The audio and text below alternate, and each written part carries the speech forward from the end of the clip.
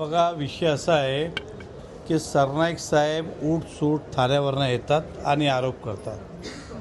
आता त्यांना 30% ते बोलतं जागा माझी आहे. 30% त्याची किंमत होते 2 लाख कोटीपेक्षा जास्त. माझ्याकडे कमीत कमी 20-25 चार्टर असले असते असे, आणि एवढे पैसे असले सरनाईकला मी कामावर ठेवलं असतं. हे आहे ज्याच्यावर पूर्वेश मी त्याचं उत्तर उद्या देणार आहे. परंतु त्यांचा मुलांचं मी मनापासून धन्यवाद करतो. त्यांनी जे म्हटलं आहे चुकीचं काही म्हटलं नाही. पूर्वेशचं अभिनंदनच करतो. परंतु हे जे शिकवण जे सांगतात ह्याचा अगोदर बापाला दिली असती. ज्यावेळी ते बोलायचं नरेंद्र मेहता मदारी आहेत, मी त्याला तर ट्रॅफिक वॉर्डन बनवणार, मी त्याला हवालदार करणार, त्यावेळी त्याला संस्कार दिसले नाही का? ते त्यांनी बापाला त्यावेळी शिकवलं असतं तर आजचा दिवस हा आला नसतं माझावर की त्याच्यावर. म्हणून देर आहे दुरुस्त आहे. वडिलांना सांगा, जे बोलेल जबाबदारीने बोला आणि पुरावेसकट बोला. बोलायला काही लागते का? काही बोलायचं आणि करायचं.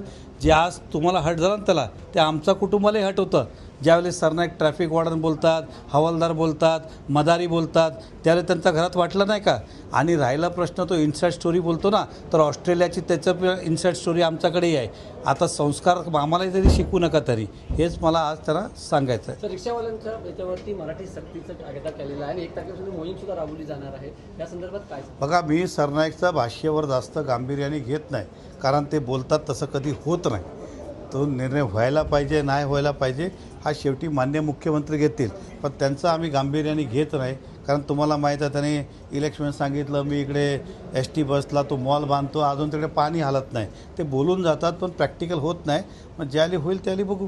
आज लोकदरबार होता सरनाईक यांचा, त्यावेळेला काही जणांनी तक्रारी केलेल्या 7-11 कंपनीबाबत. ते सगळं प्लॅन्टेड होतं. प्लॅन्टेड बोलतात ना की मी दरबार करणार. आता तुम्हाला बघा, माझ्याकडे उद्या लोक येणार आहे, एक सांगणार की सरनाईकने असं फसवणूक केलं, हे करतील. हे आम्हाला कोणाला शिकव? राजकारणात आम्ही हे सगळं प्लॅन्टेड स्टोरी आहे. आणि जे आले होते ना त्यातलं तथ्य असलं तर ते बोलेल ते मी हारेल. ते प्लॅन्टेड होता. आला कोण होता? एक व्यक्ती ज्यांनी बोगस कागदपत्र केले, तो 6 महिने जेलमध्ये होता. आता आला आणि बोलतो की मला फसवलं. दुसरा म्हातारा जो आलेला एक्झाम्पल उदाहरण सांगतो, तो कोर्टात पण हारलं, SDOकडे सगळीकडे हारलं आणि नंतर बोलतो की असं झालं. आणि त्याच्यावरही FIR आहे. म्हणजे जो आलेला त्याच जागेवर जो बोलतो की आमची जागा आहे त्या जागेवर त्याच्यावर FIR आहे, आमच्यावर नाही आहे. तर थोडक्यात हे सगळं प्लॅन्टेड होता. सगळ्यांना शोधून आणलं होतं. जे लोक तक्रार करतात, बघा, ज्या व्यवसायामध्ये जो असतो त्याबद्दल तक्रार असतात, पण तक्रार सत्य आहे की नाही हे तपासायला पाहिजे. एकतर्फा त्यांनी ऐकली ना, दुसरी बाजू त्यांना माहीत आहे का? हे सगळं आम्हाला त्यावेळी समजले प्लॅन्टेड आहे.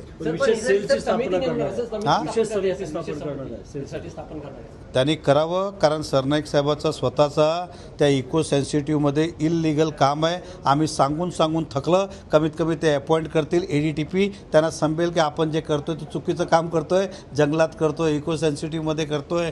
अशा बऱ्याचशा गोष्टी आहे जे मला असं वाटते की खरं ते करतील तर त्यांना तरी ज्ञान होईल की आपण किती चुकीचं केलं आहे.